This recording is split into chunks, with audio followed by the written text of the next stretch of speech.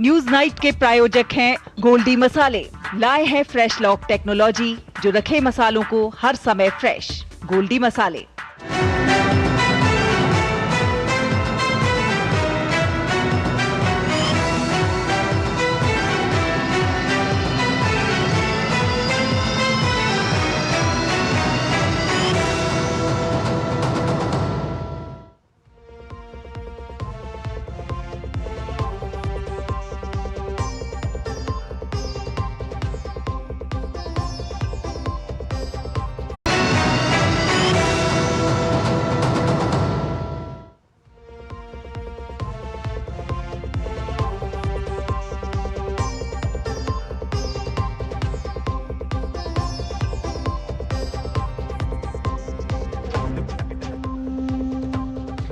नमस्कार, news night में आपका स्वागत है। मैं हूं ऋतु वर्मा। खबरों के इस prime time show news night में हम आपके लिए लेकर आए हैं दिन भर की बड़ी खबरें और उनके पीछे की कहानी।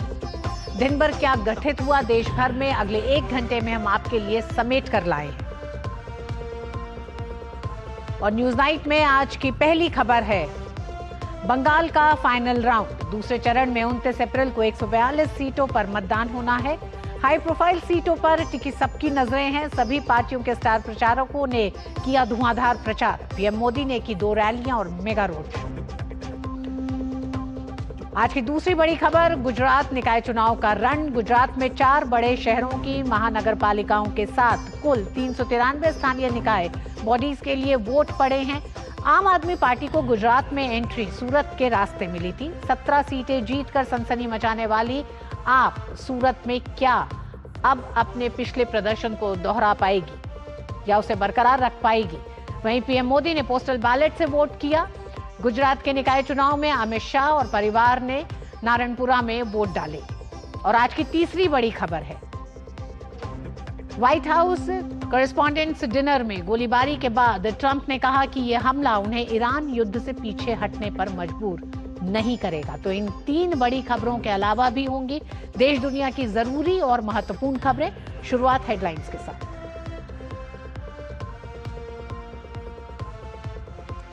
पश्चिम बंगाल में ममता पर बरसे पीएम मोदी। कहा तृणमूल कांग्रेस की निर्मम सरकार बंगाल की महिलाओं पर अत्याचार करने वाले गुंडों के साथ। प्रधानमंत्री का ऐलान, भाजपा की सरकार बनने पर राज्य में नहीं बचेंगे घुसपैठिए। पीएम के रोड शो में उमड़ा जनसैलाब।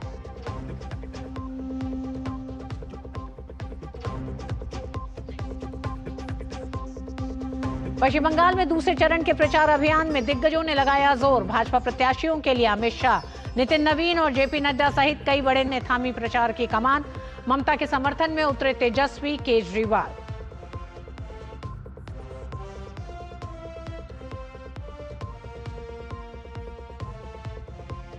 प्रधानमंत्री मोदी ने मन की बात कार्यक्रम में कहा, दुनिया में चल रहे तनाव और संघर्ष के बीच महात्मा बुद्ध के विचार आज भी प्रासंगिक। उनके शांति, करुणा और संतुलन के संदेश को किया याद। पीएम ने नवीकरणीय ऊर्जा क्षेत्र की उपलब्धियों का भी किया जिक्र।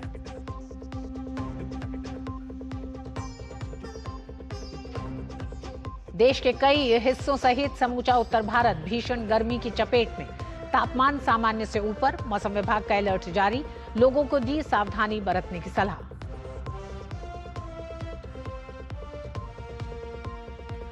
अमेरिकी राष्ट्रपति डोनाल्ड ट्रंप के प्रेस डिनर में फायरिंग से हड़कंप। डिनर के दौरान फायरिंग करने वाला शख्स गिरफ्तार। हमले पर पीएम मोदी ने कहा, लोकतंत्र में हिंसा की कोई जगह नहीं। राष्ट्रपति डोनाल्ड ट्रंप के प्रेस डिनर में फायरिंग से हड़कंप। डिनर के दौरान फायरिंग करने वाला शख्स गिरफ्तार। हमले पर पीएम मोदी ने कहा, लोकतंत्र में हिंसा की कोई जगह नहीं।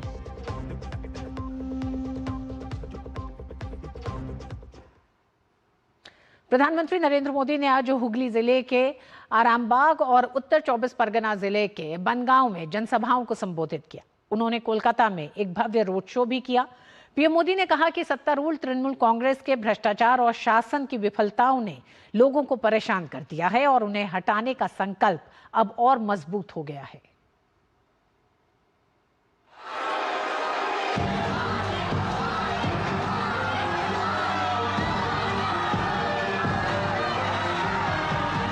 कोलकाता की सड़कों पर उतरा जन सैलाब। इससे पहले गुरुवार को हावड़ा में भी प्रधानमंत्री ने रोड शो कर दिखा दी थी विरोधियों को अपनी ताकत।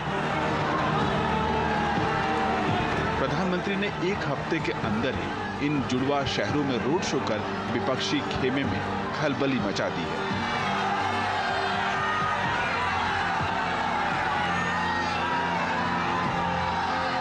उमड़ती भीड़ और बढ़ा हुआ मत प्रतिशत देखकर प्रधानमंत्री आश्वस्त नजर आ रहे हैं कि 4 मई को पश्चिम बंगाल में कमल खिलेगा और भाजपा की सरकार बनेगी।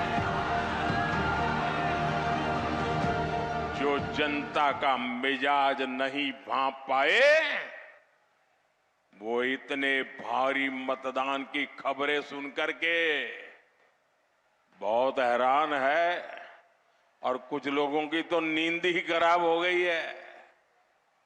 साथियों, 15 साल तक टीएमसी ने बंगाल के लोगों को डराया, लेकिन ये लोग एक चीज भूल गए, जब अत्याचार की हद हो जाती है तो जनता मां दुर्गा का रूप धरकर अन्याय का विसर्जन कर देती है।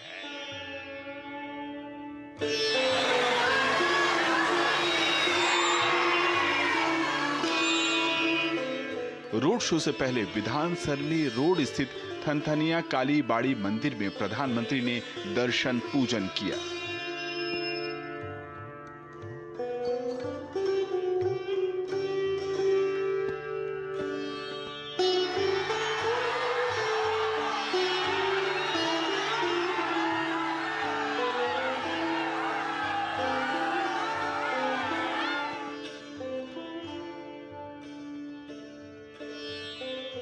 उन्होंने बोगांव रैली से पहले मतुआ समुदाय के प्रवर्तक हरिचांद ठाकुर और गुरुचांद ठाकुर के दर्शन किए।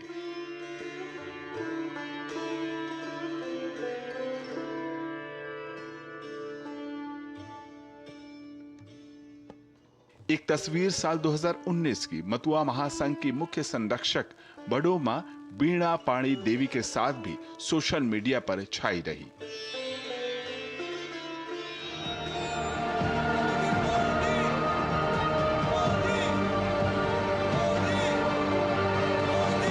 प्रधानमंत्री ने अपनी जनसभाओं में तृणमूल को निर्मम सरकार करार दिया। उन्होंने कहा कि मां माटी मानुष का नारा देने वाली तृणमूल महिलाओं को सुरक्षा भी नहीं दे पा रही है। ऐसी अनेक घटनाएं हैं जिनमें या तो स्कूल कॉलेज में अपराध हुए हैं या फिर ड्यूटी के समय बेटियों को प्रताड़ित किया गया है, और ज्यादातर मामलों में टीएमसी के नेता शामिल है। यहां टीएमसी के पाले पोसे गुंडे बेखौफ घूमते हैं और टीएमसी सरकार क्या करती है? ये निर्मम सरकार गुंडों को बचाती है। तृणमूल सरकार में जारी भ्रष्टाचार, सिंडिकेट और गुंडागर्दी पर प्रधानमंत्री ने सीधे हमले किए। उन्होंने कहा कि सिंडिकेट की वजह से पश्चिम बंगाल में कारखाने बंद हुए, निवेश जीरो हो चुका है और मानुष यानी नौजवान रोजगार की तलाश में पलायन को मजबूर है। बनगांव से बैरकपुर तक अनेक जूट मिले, अनेक फैक्ट्रियां 15 साल में बंद हुई है। सिर्फ एक ही फैक्ट्री, एक ही दुकान फली फूली है, और ये दुकान है सिंडिकेट की कटमनी और कमीशनखोरी। अवैध घुसपैठ से प्रभावित पश्चिम बंगाल के लिए प्रधानमंत्री ने कहा कि जो भी घुसपैठिए हैं वो सतर्क रहें। 4 मई को भाजपा सरकार का राज्य में गठन होने के बाद अवैध घुसपैठियों पर निर्णायक कार्रवाई होगी। अमरेंद्र गुप्ता और ऋषि कुमार के साथ ब्यूरो रिपोर्ट, डीडी न्यूज। और पश्चिम बंगाल विधानसभा चुनाव के दूसरे और अंतिम चरण के मतदान को लेकर राजनीतिक हलचल तेज हो गई है। तमाम प्रमुख दलों के दिग्गज नेताओं ने अपनी पूरी ताकत झोंक दी है। सभी दल मतदाताओं को प्रभावित करने के लिए एड़ी चोटी का जोर लगा रहे हैं। इस बीच चुनावी प्रचार के दौरान कई घटनाएं और बयान सामने आए हैं जो इस चुनावी माहौल को और भी गर्मा रहे हैं।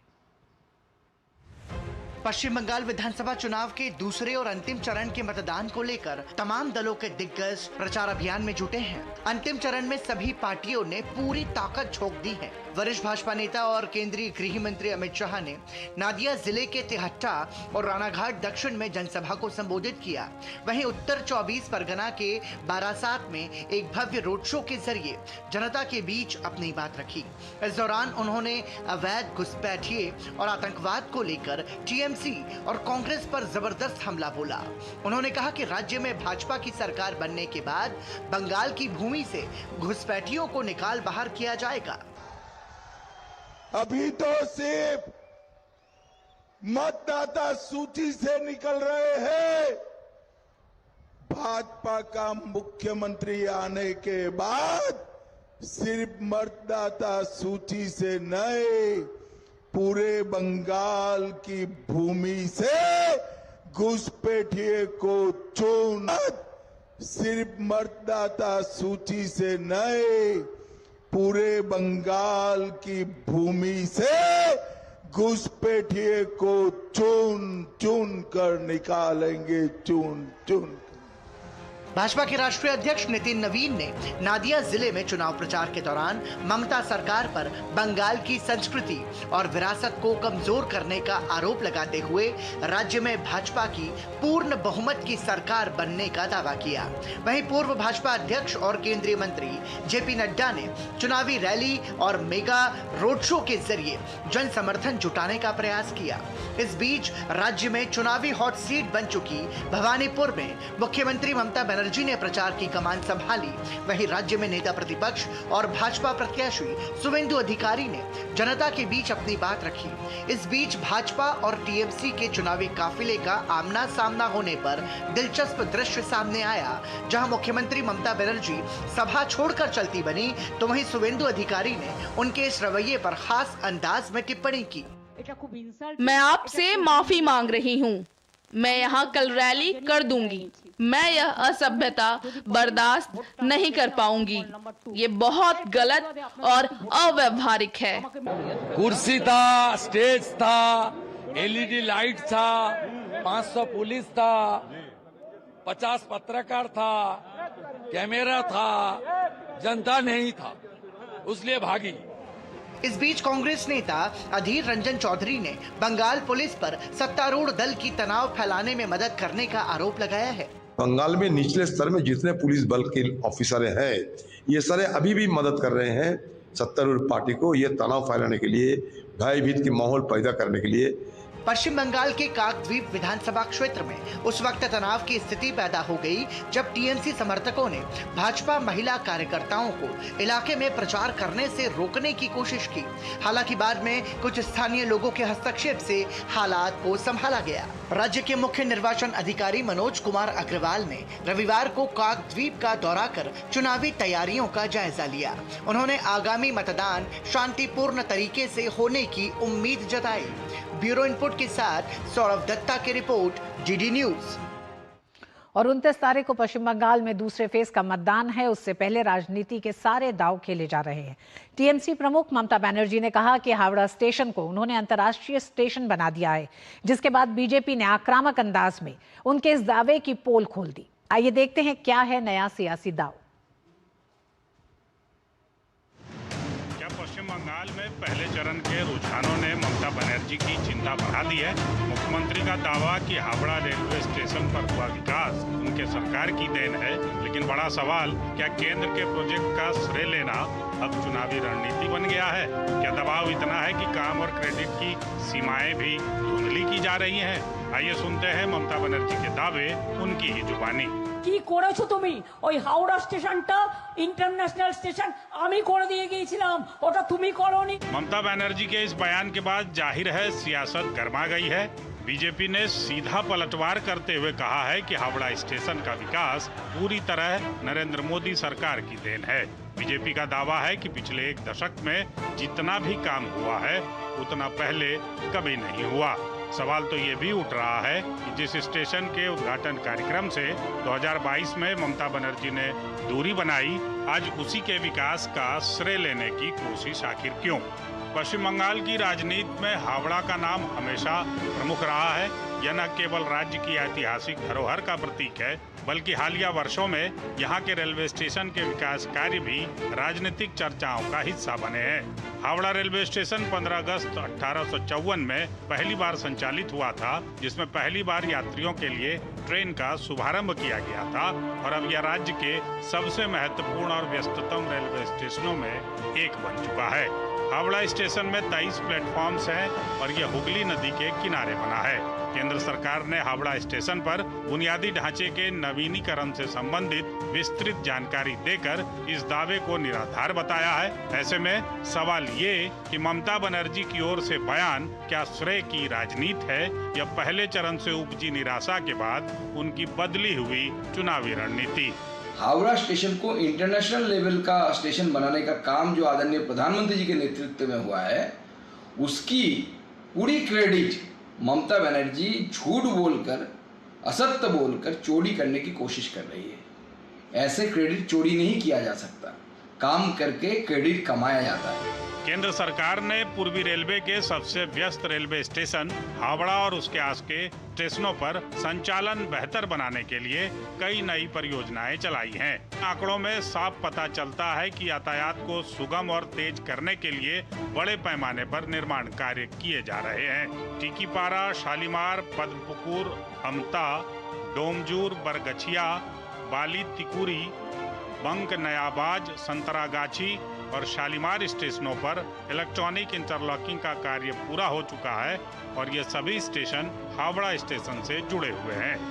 इन स्टेशनों के विकास के लिए सरकार हजारों करोड़ रुपए का निवेश कर रही है। पिछले 10 वर्षों में मोदी सरकार ने हावड़ा रेलवे स्टेशन पर कई महत्वपूर्ण विकास कार्य किए हैं, जिनसे न केवल स्टेशन की कार्य क्षमता बढ़ी है, बल्कि यात्रियों को बेहतर सुविधा भी मिली है। प्लेटफॉर्म नंबर 15 का पुनर्निर्माण और विस्तार किया गया। प्लेटफॉर्म की लंबाई 312 मीटर से बढ़ाकर 591 मीटर की गई। इसके अलावा 2 नए प्लेटफॉर्म विकसित किए गए, जिससे स्टेशन की क्षमता में वृद्धि हुई है। प्लेटफॉर्म नंबर 15 का पुनर्निर्माण और विस्तार किया गया।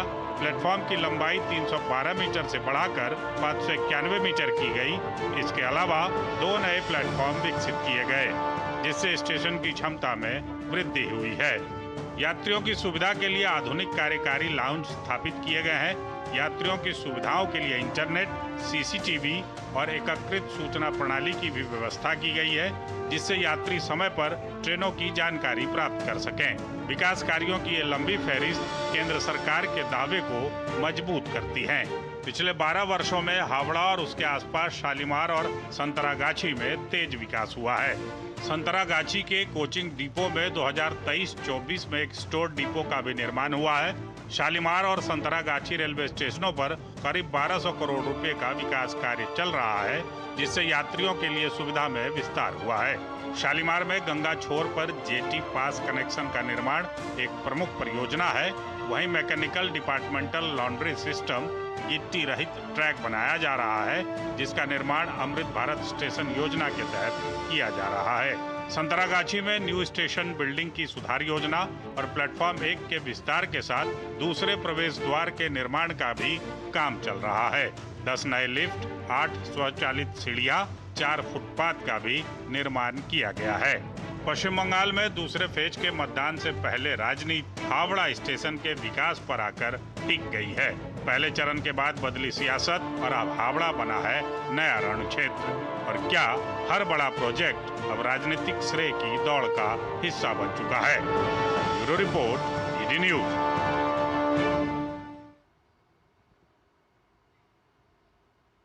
तो जनता के विकास की योजनाओं में राजनीतिक श्रेय का मसला भी दूसरे चरण के चुनाव से पहले ये एक बड़ा मुद्दा हो गया। आज का हमारा विशेष बंगाल में भय बनाम भरोसे का चुनाव।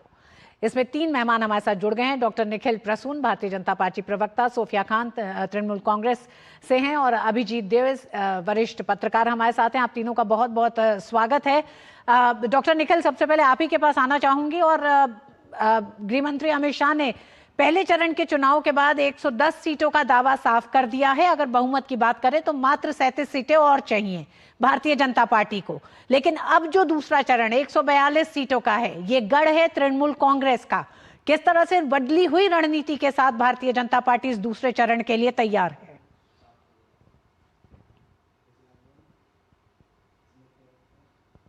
डॉक्टर निखिल, आपको मेरी आवाज आ रही है?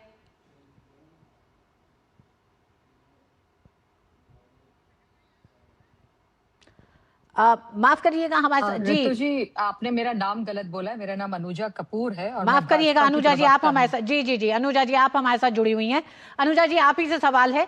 दूसरे चरण के लिए 142 सीट, जिसमें मात्र 18 सीटें थी और ये गढ़ ममता बनर्जी का है। तो ऐसे में किस तरह की रणनीति भारतीय जनता पार्टी की दूसरे चरण के लिए?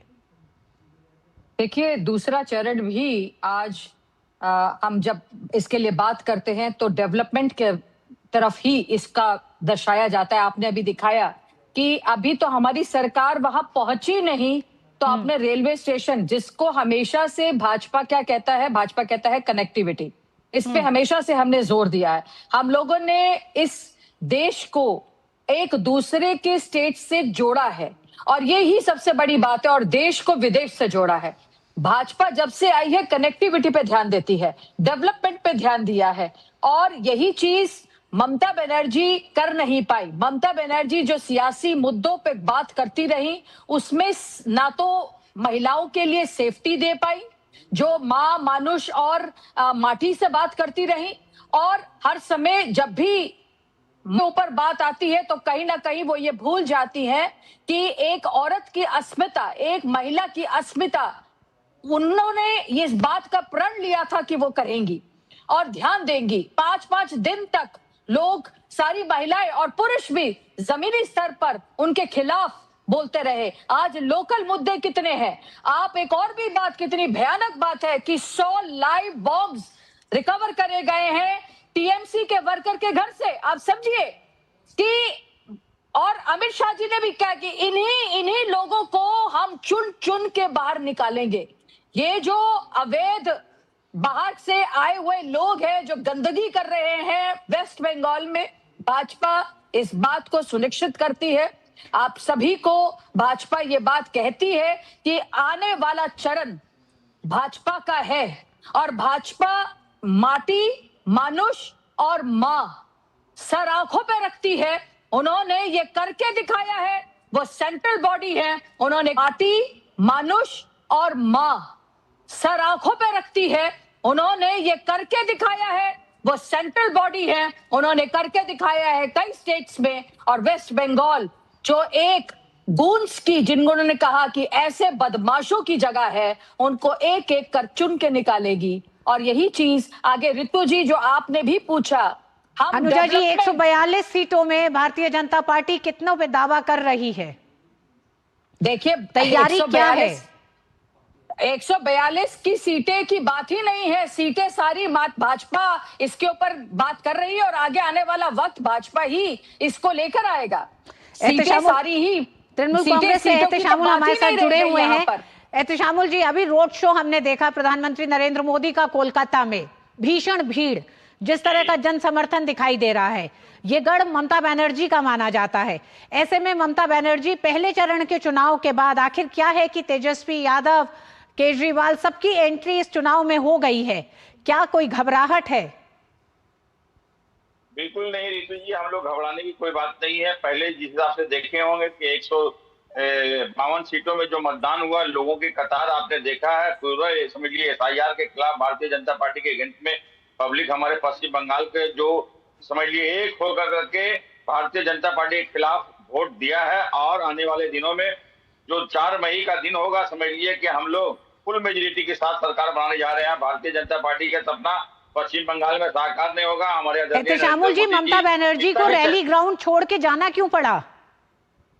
देखिए, वो कल की घटना है ऋतु जी। कल की घटना क्या हुआ, पड़ोसी में शुभेंदु अधिकारी जो विपक्षी दल के नेता है, वहां पर समझिए कि बहुत डिस्टर्बें हो रही थी, अपनी बात नहीं रख पा रही थी। इस वजह कर इन्होंने भारतीय जनता पार्टी, देखिए किसी भी तरह का मतलब वो कोशिश कर रहे हैं कि मामला को थोड़ा सा गड़बड़ कर दे, तो इसलिए हमारी नेत्री ने वहां पर से आज रैली की है। ये बात समझना होगा। देखिए, यहाँ जितना भी कोशिश कर ले, भारतीय जनता पार्टी बंगला विरोधी है। भारतीय जनता पार्टी समझिए बंगाल के लोगों को, जहां जहां डबल इंजन की सरकार है, जहां जहां लोग रहते हैं, उनको बंगाली बोलने पर समझिए उनको प्रताड़ित किया जाता है, मारा जाता है और कहते हैं कि तुम रोहिंग्या घुसपैठ जाओ। आज बिहार में इतना SIR के माध्यम से 65 लाख लोगों का नाम बाहर दूंगा, कितना घुसपैठिया है, और यहाँ भी घुसपैठिया, अगर कितने घुसपैठिया निकाले होंगे। तो ये बात देखिए, माइंड को डाइवर्ट करने से घुसपैठिया बांग्लादेशिया रोहिंग्या के अलावा, अरे हमारे आदरणीय एहतेशामुल जी, 142 सीटों पर वर्चस्व दांव पर लग रहा है। TMC का 123 सीटें 21 में थी। देखिए, हम लोग 2011 में पहली बार जब सरकार बनाए थे तो हम लोगों ने 170 सीट लेके आए थे। फिर उसी के आधार पर 2016 में हमने अपने ही रिकॉर्ड को बीट किया, 211 सीट लेके आए। फिर जब तीसरी मरतबा सरकार बनी तो 213 सीट लेके आए।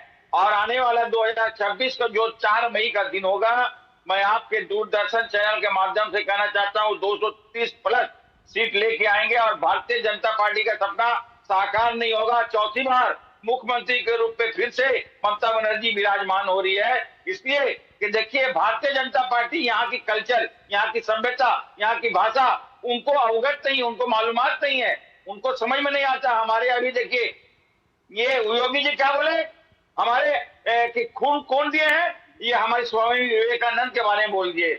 भारत देश का सबसे बड़ा प्रदेश के मुख्यमंत्री को मालूम नहीं है कि खून क्या, जो बात हमारे नेताजी सुभाष चंद्र बोस बोले थे कि तुम खून दो मैं आजादी दूंगा।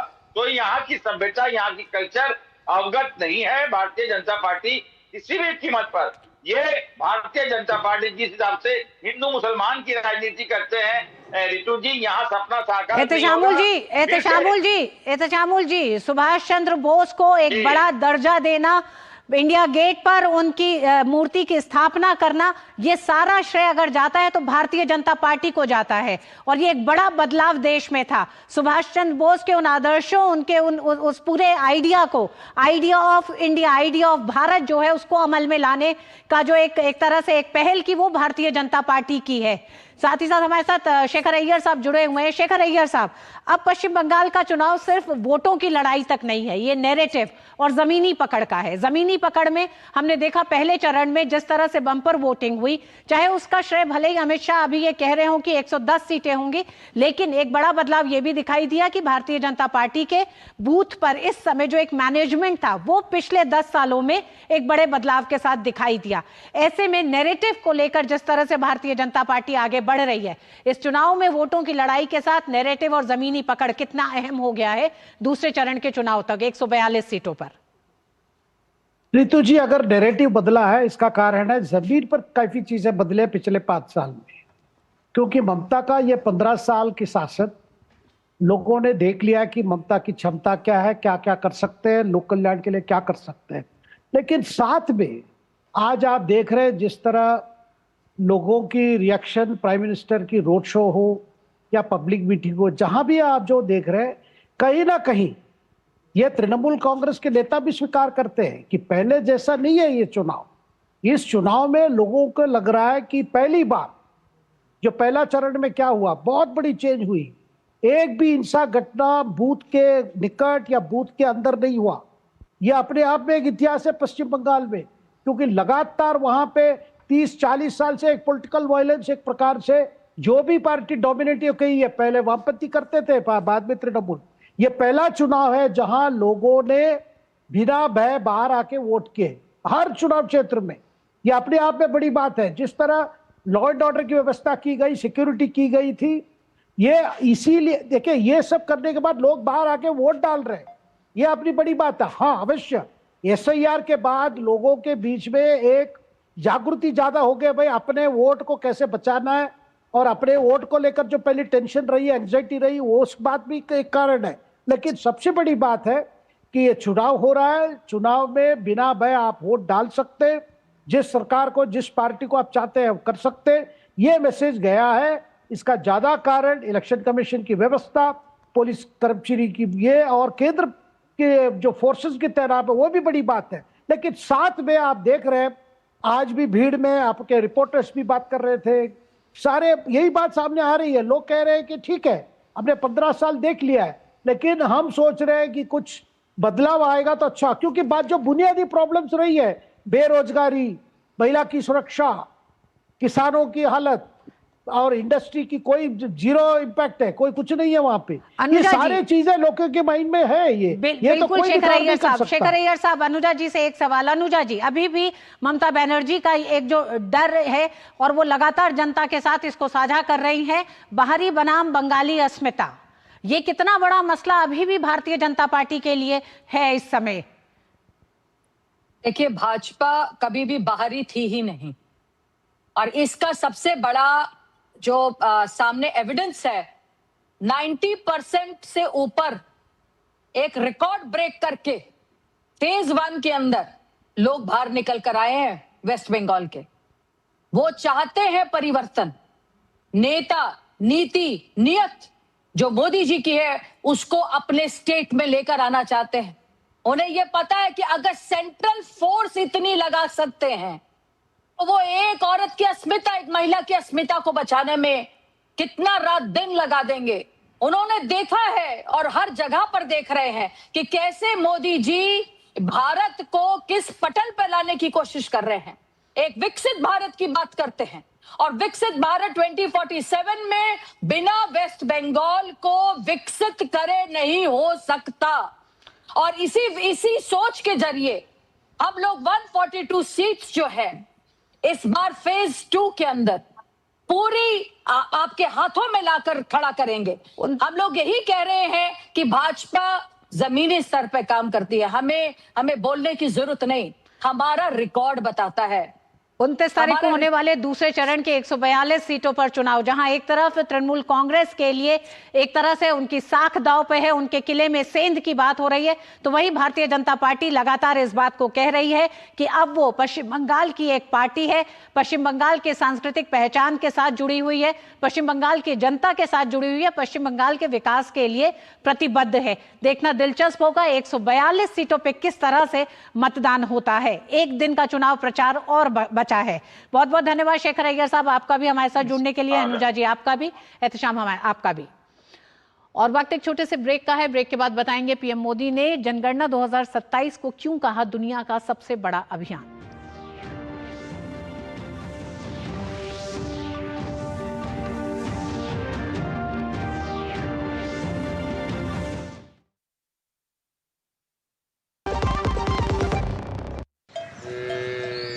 वाह, गाय तुम्हारी माता है ना? तो पशुहार के नाम पर जहर क्यों खिलाता है? अनसन हटा, दिल से खिला, सिर्फ कपिला, देश का नंबर 1 पशु आहार। थिक थिक है, स्मूद स्मूद है, कौन सा है ये दही? आमूल मस्ती, आमूल मस्ती। जितना टेस्टी है उतना हेल्दी है, सब कहे यही सही दही। आमूल मस्ती, आमूल मस्ती। ऐसे ही खाया या डिश पकाया, जो भी बनाया उसको पचाया, सबसे बेस्ट ये दही। हेल्दी, टेस्टी और थिक दही, अमूल मस्ती दही, हर घर में घुल जाए, हर दिल में जम जाए, सबसे बेस्ट ये दही। एक प्रकार से पीएम जय अब गरीबों की जय बन गई है। देश हो रहा है आयुष्मान, मुफ्त उपचार मिल रहा, अब कोई लाचार ना रहा, जन जन का हो रहा कल्याण। गरीबों की शान ये है स्वास्थ्य का वरदान। आयुष्मान आयुष्मान देश हो रहा। आयुष्मान भारत प्रधानमंत्री जन आरोग्य योजना के तहत करोड़ों लोग बने हैं 5 लाख रुपए के मुफ्त इलाज के हकदार। तो आप भी आज ही आयुष्मान ऐप डाउनलोड करें और आयुष्मान कार्ड बनाएं। अधिक जानकारी के लिए 14555 पर कॉल करें। जब धरती चीर कर निकलता है लोहे का पत्थर और मिलता है मोंगिया के जोश से, फिर तपता है, पिघलता है और बनता है फौलाद। अब होता है सरिया सारी खूबियों के साथ। मोंगिया स्टील, मजबूत देश का मजबूत सरिया। प्रधानमंत्री नरेंद्र मोदी ने मन की बात के 133वें संस्करण के माध्यम से देश को विज्ञान और शांति का अद्भुत संगम दिखाया। एक तरफ जहां उन्होंने भगवान बुद्ध के विचारों को विश्व शांति के लिए अनिवार्य बताया, तो वहीं दूसरी ओर तमिलनाडु के कलपक्कम में स्वदेशी फास्ट ब्रीडर रिएक्टर की सफलता को भारत के परमाणु इतिहास का स्वर्ण युग करार दिया। पीएम ने गर्व के साथ बताया कि हमारा सिविल न्यूक्लियर प्रोग्राम अब खेती, स्वास्थ्य और ऊर्जा के क्षेत्र में आत्मनिर्भरता का नया अध्याय लिख रहा है। प्रधानमंत्री नरेंद्र मोदी ने मन की बात के 133वें संस्करण में देश में सिविल न्यूक्लियर प्रोग्राम में हुई प्रगति की प्रशंसा की और राष्ट्र निर्माण में इस कार्यक्रम की योगदान की भूमिका का विशेष उल्लेख किया। खेती किसानी से लेकर आधुनिक इनोवेटर्स को भी भारत के सिविल न्यूक्लियर प्रोग्राम ने बहुत मदद की है। साथियों, कुछ ही दिन पहले हमारे न्यूक्लियर साइंटिस्ट ने एक और बड़ी उपलब्धि से भारत का गौरव बढ़ाया है। तमिलनाडु के कलपक्कम में फास्ट ब्रीडर रिएक्टर ने क्रिटिकलिटी हासिल कर ली है। भारत की न्यूक्लियर एनर्जी जर्नी में एक ऐतिहासिक माइलस्टोन है और बड़ी बात यह भी कि परमाणु रिएक्टर पूरी तरह स्वदेशी तकनीक से निर्मित है। प्रधानमंत्री ने पवन ऊर्जा को एक अदृश्य शक्ति बताते हुए इसके महत्व को रेखांकित किया और कहा कि देश की विंड एनर्जी उत्पादन क्षमता अब 56 गीगावाट से अधिक हो चुकी है, जो स्वच्छ ऊर्जा के क्षेत्र में भारत की तेज प्रगति को दर्शाता है। पवन शक्ति भारत के विकास की नई कहानी लिख रही है। भारत ने हाल ही में पवन ऊर्जा यानी विंड एनर्जी में बड़ी उपलब्धि हासिल की है। आज भारत विंड एनर्जी कैपेसिटी में दुनिया में चौथे स्थान पर है। यह हमारे इंजीनियरों की मेहनत है, यह हमारे युवाओं का परिश्रम है, यह देश की सामूहिक इच्छा शक्ति का प्रतीक है। प्रधानमंत्री ने जहां देश में न्यूक्लियर पावर का जिक्र किया, वहीं भगवान बुद्ध के शांति के संदेशों और उनके आदर्शों को याद किया। प्रधानमंत्री ने शांति, करुणा और संतुलन के महत्व पर जोर देते हुए पश्चिम एशिया में फैले तनाव के हालात के मद्देनजर भगवान बुद्ध के आदर्शों और सिद्धांतों को बेहद प्रासंगिक बताया। भगवान बुद्ध के आदर्शों का जिक्र करते हुए प्रधानमंत्री ने विशेष रूप से दक्षिण अमेरिका के चिली में एक संस्था का जिक्र किया जो भगवान बुद्ध के विचारों को फैलाने का काम कर रही है। दक्षिण अमेरिका के चिली में एक संस्था भगवान बुद्ध के विचारों को आगे बढ़ा रही है। लद्दाख में जन्मे ड्रपपोन ओजेर रिनपोछे के मार्गदर्शन में काम हो रहा है। यह संस्था ध्यान और करुणा को लोगों के जीवन से जोड़ रही है। कोची गुआज घाटी में बना स्तूप लोगों को शांति का अनुभव कराता है। वाकई यह देखकर गर्व होता है। भारत की प्राचीन धारा दुनिया तक पहुंच रही है। प्रधानमंत्री नरेंद्र मोदी ने कर्नाटक में मौजूद कर्मा मोनेस्ट्री का भी उदाहरण दिया। बौद्ध परंपरा हमें प्रकृति से जुड़ना भी सिखाती है। भगवान बुद्ध को ज्ञान एक वृक्ष के नीचे मिला था। प्रकृति हमारे जीवन का अभिन्न हिस्सा है। देश में भी ऐसे प्रयास हो रहे हैं। कर्नाटका में कर्मा मोनेस्ट्री इसका अच्छा उदाहरण है। यह मठ एक जीवंत वन क्षेत्र है जो 100 एकड़ में फैला है। इस वन में 700 से अधिक देसी वृक्षों को संरक्षित किया गया है। मन की बात में प्रधानमंत्री ने देश में चल रहे जनगणना अभियान के बारे में भी बात की और कहा कि यह बहुत जरूरी है कि देश के हर नागरिक को जनगणना अभियान के बारे में जानकारी हो और वो इस अभियान में अपनी भागीदारी सुनिश्चित करे। जनगणना 2027 को डिजिटल बनाया गया है। सारी जानकारी सीधे डिजिटल माध्यम में दर्ज हो रही है। घर घर जाने वाले कर्मचारियों के पास मोबाइल ऐप है। वे आपसे बात करके उसी में जानकारी दर्ज करेंगे। साथियों, इस बार जनगणना में आपकी भागीदारी भी आसान बनाई गई है। गणना कर्मचारी द्वारा घरों के सूचीकरण का कार्य भी शुरू कर दिया गया है। अब तक लगभग 1 करोड़ 20 लाख परिवारों का मकान सूचीकरण का कार्य पूरा भी हो चुका है। प्रधानमंत्री नरेंद्र मोदी ने टेक्नोलॉजी का जिक्र करते हुए कहा कि तेजी से बदलते हुए इस समय में टेक्नोलॉजी हमारी जिंदगी का बहुत बड़ा हिस्सा बन गई है। प्रधानमंत्री ने कार्यक्रम में फ्रांस के बोर्दो में यूरोपियन गर्ल्स मैथमेटिकल ओलंपियाड का जिक्र करते हुए इस प्रतियोगिता में भारत की बेटियों के शानदार प्रदर्शन की जमकर तारीफ की। Bureau report, DD news. और न्यूज नाइट में वक्त एक ब्रेक के बाद बताएंगे गुजरात में निकाय चुनाव पर क्यों सभी पार्टियों की है नजर।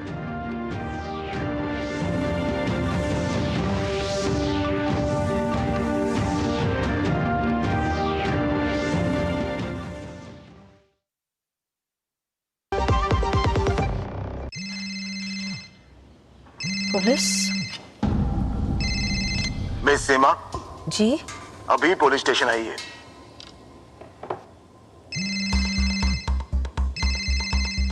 रुकिए वरना घर आ जाएंगे। क्यों? लेकिन मैं अकेले दूसरे कमरे में जाइए। आपका बेटा हमारे कस्टडी में है और आप डिजिटल अरेस्ट में हो। Digital arrest? 1 लाख दो, बच जाओगे। इतने पैसे? अच्छा ठीक है, एक लिंक भेजिए। अभी प्रोसेसिंग के लिए 30,000 दो, वरना बेटा जेल जाएगा। जेल तो तुम जाओगे। तुम्हारा चेहरा रिकॉर्ड हो चुका है। डिजिटल अरेस्ट जैसा कुछ नहीं होता, ये सब फ्रॉड है। इसीलिए पैनिक ना करें। पुलिस, बैंक, आरबीआई इत्यादि के नाम पर आने वाले साइबर अपराधियों के फोन या वीडियो कॉल से सावधान रहें। उन्हें पैसे ना भेजें और तुरंत पुलिस में रिपोर्ट करें। हेलो मम्मा। आरबीआई कहता है जानकार बनिए, सतर्क रहिए। पढ़ता है, खेलता है, झूलता उछलता है, दौड़ता कभी कभी दौड़ कराता है, आगे आगे बढ़ता है इंडिया, अमूल दूध पीता है इंडिया। मेरी पसंद, मेरी पसंद, मेरी पसंद, मेरी पसंद, हमारी पसंद, हम सबकी पसंद। मजबूत देश का मजबूत सरिया हो गया स्टील। गोल्डी छोले मसाले, जहाँ जाए रिश्ते बनाए। गोल्डी लाए हैं फ्रेश लॉक टेक्नोलॉजी, जो रखे मसालों को हर समय फ्रेश। गुजरात में स्थानीय निकाय चुनाव के लिए मतदान शांतिपूर्ण ढंग से संपन्न हो गया है। लोकतंत्र के इस महापर्व में बड़ी संख्या में मतदाताओं ने उत्साह के साथ अपने मताधिकार का प्रयोग किया। अब नजरें परिणाम पर टिकी हैं। गुजरात में स्थानीय निकाय चुनावों के लिए मतदान शांतिपूर्ण तरीके से संपन्न हो गया है। 15 महानगर पालिकाओं, 84 नगर पालिकाओं, 34 जिला पंचायतों और 260 तालुका पंचायतों के लिए मतदान शांतिपूर्ण तरीके से संपन्न हो गया है। इस चुनाव में 4 करोड़ 8 लाख से ज्यादा मतदाताओं ने अपने मताधिकार का प्रयोग किया, जिसमें 2 करोड़ 16 लाख से अधिक पुरुष और 2 करोड़ 2 लाख से ज्यादा महिला मतदाता शामिल हैं। मतदान के लिए पूरे गुजरात में 48,000 से अधिक पोलिंग स्टेशन बनाए गए थे। करीब 11,000 मतदान केंद्रों को संवेदनशील और 2,000 से अधिक को अति संवेदनशील घोषित किया गया था। सुरक्षा के लिए 90,000 से ज्यादा पुलिसकर्मी तैनात रहे। आम मतदाताओं के साथ ही साथ मतदान में राजनीतिक दिग्गजों ने भी बढ़ चढ़कर हिस्सा लिया। केंद्रीय गृह और सहकारिता मंत्री अमित शाह ने अहमदाबाद के नारायणपुरा में मतदान किया। मुख्यमंत्री भूपेंद्र पटेल ने भी अपने मतदान केंद्र पर पहुंचकर वोट डाला। तो वहीं टीएमसी सांसद यूसुफ पठान ने वडोदरा में मतदान किया। मैंने, मेरे परिवार ने, मेरे शहर के लोगों ने, मेरे राज्य के लोगों ने सब साथ में मिलके नरेंद्र भाई मोदी की खास तौर पे विकास की जो राजनीति है और विकास की यात्रा को और मजबूत बनाने के लिए पूरे गुजरात के लोग आगे आए हैं, एक नया इतिहास लिखने के लिए तैयार हैं। इन निकाय चुनावों को 2027 में होने वाले विधानसभा चुनाव के सेमीफाइनल के रूप में देखा जा रहा है। 2022 के विधानसभा चुनावों में 13% से अधिक वोट हासिल करके राष्ट्रीय पार्टी बनी थी। गुजरात में आम आदमी पार्टी को एंट्री सूरत के रास्ते मिली थी। उस वक्त आपने दिल्ली मॉडल को दिखाकर सूरत नगर निगम की 17 सीटें जीतकर सबको चौंकाया था। और गुजरात में भाजपा के मुख्य विपक्षी के रूप में उभरी थी। लेकिन बीते 5 साल में काफी कुछ बदला है। आप दिल्ली की सत्ता गंवा चुकी है। हाल के दिनों में पार्टी के साथ राज्यसभा सांसदों की बगावत से पार्टी बैकफुट पर है। ऐसे में सबकी नजरें इन चुनावों के परिणामों पर टिकी हैं। अहमदाबाद से सुमन बोराना के साथ ब्यूरो रिपोर्ट, डीडी न्यूज। और वक्त एक छोटे से ब्रेक का। ब्रेक के बाद डोनाल्ड ट्रंप के कॉरेस्पॉन्डेंट डिनर में फायरिंग और ट्रंप की सुरक्षा में ये बड़ी चूक रही।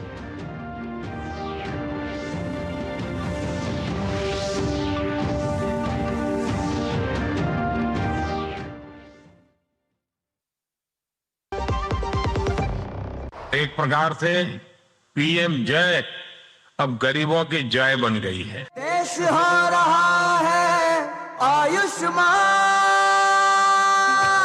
मुफ्त उपचार मिल रहा, अब कोई लाचार ना रहा, जन जन का हो रहा कल्याण। गरीबों की शान ये है स्वास्थ्य का वरदान। आयुष्मान आयुष्मान देश हो रहा। आयुष्मान भारत प्रधानमंत्री जन आरोग्य योजना के तहत करोड़ों लोग बने हैं 5 लाख रुपए के मुफ्त इलाज के हकदार। तो आप भी आज ही आयुष्मान ऐप डाउनलोड करें और आयुष्मान कार्ड बनाएं। अधिक जानकारी के लिए 14555 पर कॉल करें। मेरी पसंद, मेरी पसंद, मेरी पसंद, मेरी पसंद, हमारी पसंद, हम सबकी पसंद। मजबूत देश का मजबूत सरिया हो गया स्टील। दादा ये कौन सा प्लांट है? टैंजरीन बहुत मीठा होता है, तोड़ना नहीं है। Free foreign trip, click on the link. अभी करता हूँ। दादी रुको, लिंक में क्लिक मत करना। क्यों? ये SMS स्कैम है, क्लिक करोगे तो आपके बैंक डिटेल्स होंगे चोरी। ओह, थैंक्स गप्पू, बचा लिया। ये ले तेरी समझदारी का फल। RBI कहता है स्मार्ट बनो, कूल रहो। गोल्डी छोले मसाले, जहाँ जाएं रिश्ते बनाएं। गोल्डी लाए हैं फ्रेश लॉक टेक्नोलॉजी, जो रखे मसालों को हर समय फ्रेश। अमेरिका की राजधानी वॉशिंगटन DC में सालाना व्हाइट हाउस कॉरेस्पॉन्डेंट डिनर के दौरान फायरिंग हो गई। शनिवार शाम के इस कार्यक्रम में अमेरिकी राष्ट्रपति डोनाल्ड ट्रंप, फर्स्ट लेडी और उपराष्ट्रपति JD वैंस समेत कई बड़े अफसर मौजूद थे। दुनिया के सबसे ताकतवर शख्स यानी कि अमेरिकी राष्ट्रपति डोनाल्ड ट्रंप पर एक बार फिर से हमला हुआ है। इससे पहले भी ट्रंप पर हमले हुए हैं, लेकिन इस बार वो अमेरिका के राष्ट्रपति पद पर हैं और इस कार्यक्रम में ट्रंप के अलावा उनकी पूरी कैबिनेट और कई बड़े अधिकारी मौजूद थे।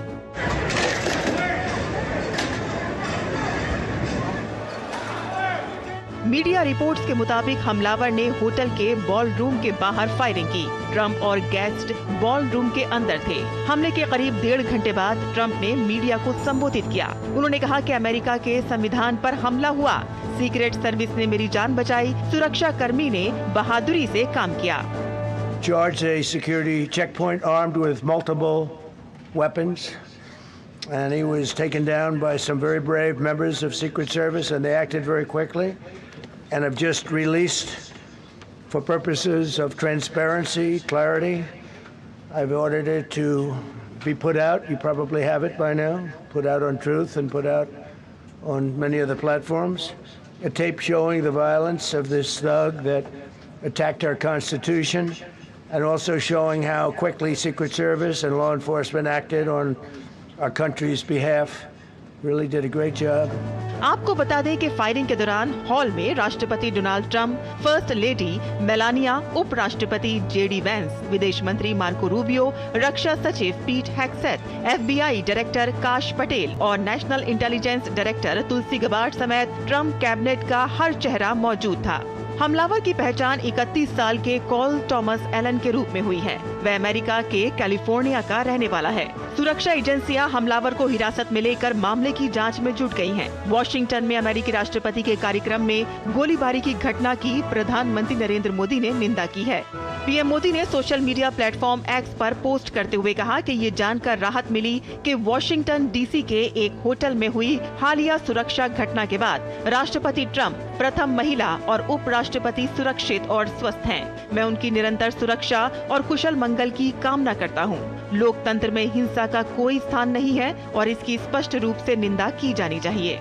आपको बता दें कि कॉरेस्पॉन्डेंट डिनर मीडिया और राजनीति का एक खास सालाना कार्यक्रम होता है। इसे व्हाइट हाउस कवर करने वाले पत्रकारों का संगठन व्हाइट हाउस कॉरेस्पॉन्डेंट एसोसिएशन आयोजित करता है। ट्रंप इसी कार्यक्रम में शामिल हुए थे। Bureau report, DD news. और वक्त एक छोटे से ब्रेक का। ब्रेक के बाद बताएंगे शांति वार्ता पर संकट है पश्चिम एशिया में। इस समय जो संकट है उसमें अमेरिका और ईरान में दूसरे दौर की वार्ता रद्द हो गई।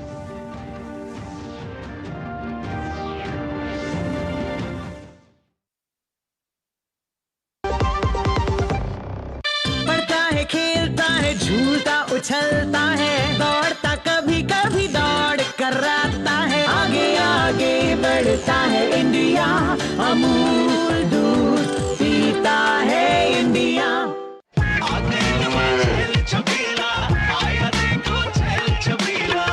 एक कपिला, अरे भाई सब एक ही जैसा होता है। ये लो साधारण पशु आहार।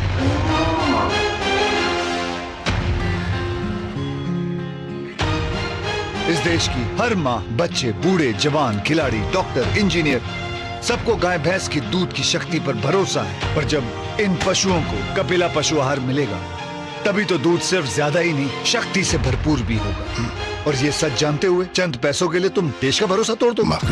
कपिला पशु आहार, देश का नंबर 1 पशु आहार। गोल्डी छोले मसाले, जहाँ जाए रिश्ते बनाए। गोल्डी लाए हैं फ्रेश लॉक टेक्नोलॉजी, जो रखे मसालों को हर समय फ्रेश। और अब बात अमेरिका और ईरान में होने वाली शांति वार्ता की, जो शुरू होने से पहले ही खत्म हो गई। इस बीच खबर आ रही है कि ईरान के विदेश मंत्री अब्बास अरागची ओमान की राजधानी मस्कट से इस्लामाबाद फिर पहुंच गए हैं। इससे पहले अरागची शहबाज शरीफ को अपनी 10 सूत्री मांगों की पूरी लिस्ट पकड़ाकर चले गए थे। अमेरिका और ईरान के बीच प्रस्तावित सीज फायर वार्ता ठप पड़ गई है, क्योंकि ईरान से बातचीत के लिए पाकिस्तान जाने वाले अमेरिकी दूत स्टीव विटकॉफ और ट्रंप के दामाद जारेड कुशनर का दौरा रद्द हो गया है। ये दूसरी बार है जब दोनों देशों की मीटिंग टली है। इससे पहले ईरान ने शांति वार्ता न करने का ऐलान किया था। ईरान का कहना था कि पहले अमेरिका स्ट्रेट ऑफ हॉर्मुज से नाकेबंदी हटाए, तभी बातचीत के लिए इस्लामाबाद आएंगे। ईरान के विदेश मंत्री अब्बास अरागची शनिवार शाम इस्लामाबाद से अमेरिकी अधिकारियों से बिना मिले लौट गए। उन्होंने अपने दौरे के दौरान पाकिस्तान के प्रधानमंत्री शहबाज शरीफ, आर्मी चीफ आसिम मुनीर और अन्य अधिकारियों से मुलाकात की। मीडिया रिपोर्ट्स के मुताबिक अरागची ने पाकिस्तान को ईरान की शर्तें और अमेरिकी मांगों पर अपनी आपत्तियां भी सौंप दी हैं। ईरान ने अमेरिका से सीधे बातचीत से साफ इनकार कर दिया है। विदेश मंत्रालय के प्रवक्ता इस्माइल बाघेई ने कहा कि ईरान अपनी बात पाकिस्तान के जरिए अमेरिका तक पहुंचाएगा। अमेरिकी राष्ट्रपति ने इस वार्ता के रद्द होने के बाद ईरान पर तंज कसते हुए कहा कि ईरान में फैसले कौन ले रहा है, ये अभी पता नहीं है। Probably heard that we canceled the trip. We have all the cards. We're not going to spend 15 hours in airplanes all the time going back and forth to be giving a document that was not good enough. And so we'll deal by telephone, and they can call us anytime they want. Again, we have all the cards. They have no military left, practically. They have no leaders left. We don't know who the leaders are. Nobody knows who the leaders. I don't think they know who the leaders are, very importantly. So. Pakistan की मध्यस्थता में Iran और America के बीच 11-12 अप्रैल को इस्लामाबाद में पहले दौर की बातचीत हुई थी। 21 घंटे तक चली वार्ता नाकाम रही। दोनों के बीच होर्मुज स्ट्रेट पर कंट्रोल और न्यूक्लियर प्रोग्राम को लेकर सहमति नहीं बन पाई। अमेरिका चाहता है कि यहाँ से जहाजों की आवाजाही पूरी तरह सुरक्षित रहे, ताकि तेल सप्लाई में रुकावट न हो। वहीं ईरान इस इलाके पर अपना प्रभाव बनाए रखना चाहता है और इसे बातचीत में दबाव बनाने के लिए इस्तेमाल करता है। अमेरिका और ईरान के तेवर देखकर ऐसे कयास लगाए जा रहे हैं कि जल्द ही पश्चिम एशिया में बारूदी चिंगारियां भड़क सकती हैं। Bureau report, DD news. और इसी के साथ न्यूज नाइट में आज बस इतना ही। मुझे दीजिए अनुमति। नमस्कार।